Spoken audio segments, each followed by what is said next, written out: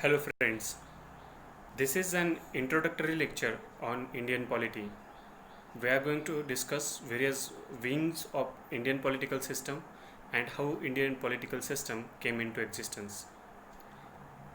There are three wings, we say, or three pillars of modern Indian political system. First is legislature, second is executive, and third is judiciary. These pillars we are going to discuss one by one. But this political system came into existence with Constitution of India.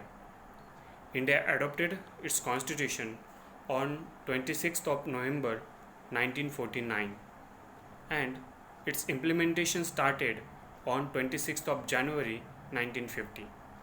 And since then, all political activities of India as a nation are held on the basis of rule established by Constitution of India. But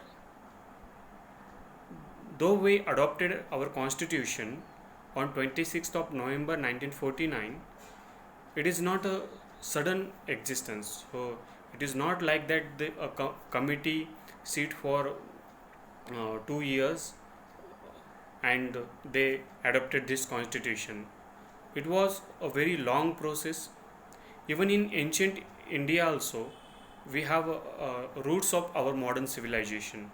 So many, you must have heard about Arya Chanakya or Mahajanpada system was there. So in Vedic era also, there was a how political system should be. There are references in Rig Veda also.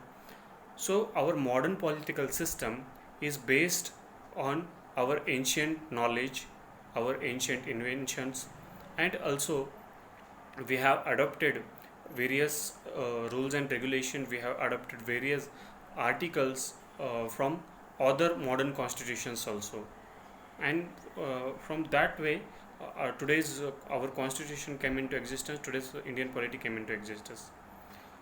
So, what is the polity, and why do we need this subject, or why do we need to have this system in our country or in our life?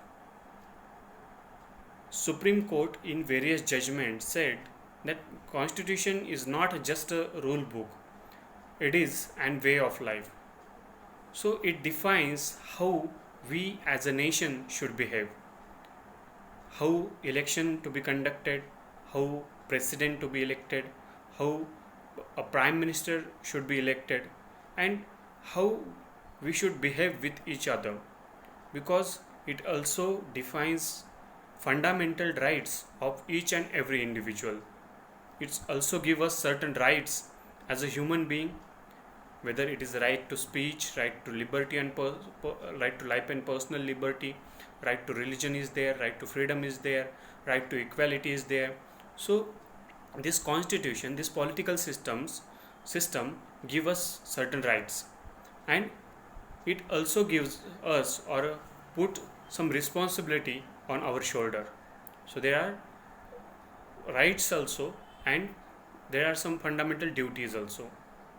It also defines what state or what a government should do for the people of India. So we have directive principles of state policy. So our constitution is very lengthy document. It is the lengthiest document of the world.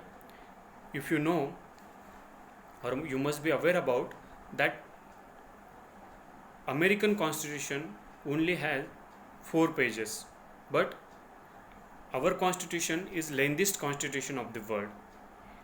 Even England, most of our constitutional procedures we have adopted from England, but England or United Kingdom, we can say, they don't have a written constitution. They are just following their customs. So this is our constitution, and we abide by this constitution. And in this subject, we are going to study entire constitution. How our what are the citizenship rule? What are our fundamental uh, what are our fundamental duties? What are our fundamental rights are, what state should do for the people, so that is directive principles of state policy, and how president should be elected, how parliament should function, and how parliament, executive, parliament, that is legislature, executive, that is government, and judiciary, that is our court system, should check on each other. So whenever executive try to encroaches on the rights of the people, judiciary came into picture, and judiciary tried to regulate executives. Same thing happened with legislature also. Whenever all the actions of executives, that is government, are the government is answerable to legislature, so they have to answer to legislature whatever they are doing, right?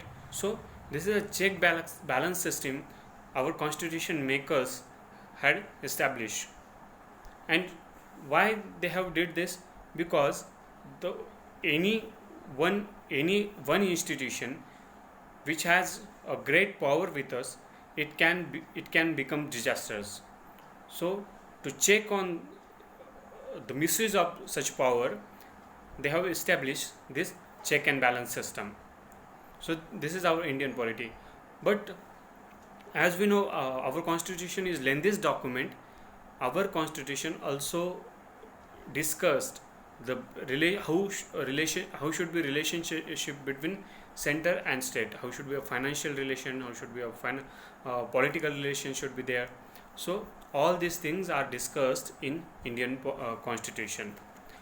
Then we have certain constitutional bodies like UPSC, that Union Public Service Commission is there for recruitment of first class officers, class first officers. Then we have Election Commission of India, that is again a constitutional body to hold elections in India, because in any democratic system, elections is very what we can say very fundamental things. If the elections are not